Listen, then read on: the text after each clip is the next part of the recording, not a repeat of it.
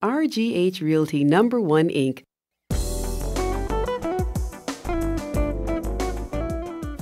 What part does an attorney play in the mortgage process?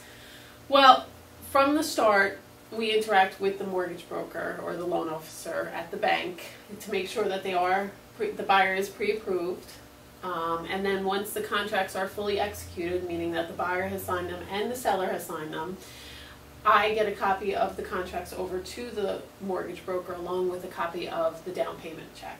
That way they can order the appraisal of the property and they can start the process on their end.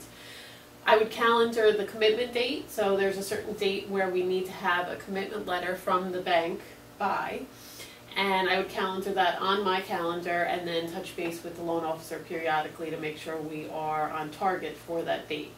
And when that date comes, if we have a commitment letter from the bank, then we send that over to the seller's attorney to show them that we are moving forward.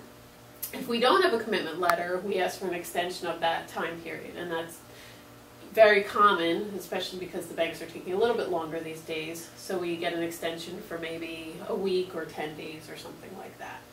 And then once we have our commitment letter, then we work towards the clear to close, and so we're in constant contact with the loan officer to make sure that we're on track again for closing, and then they would let me know when we are clear to close, and I would touch base with the seller's attorney, and we would schedule the closing. Okay. Does the agent have any involvement during this process? Sometimes it depends on the agent, how involved they want to be. Sometimes they do have constant contact with the loan officers, and some agents sort of sit back and wait to hear from somebody. Okay.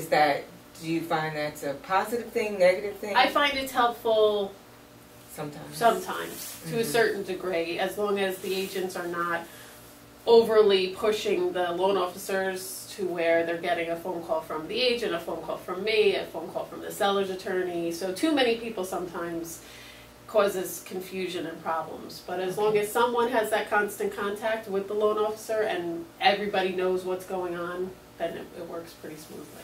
Okay. So do you think it's important for the loan officer to keep in constant contact with you? Yes. Okay. Yes.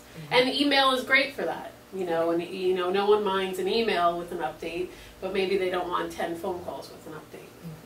Okay. RGH Realty Number One Inc.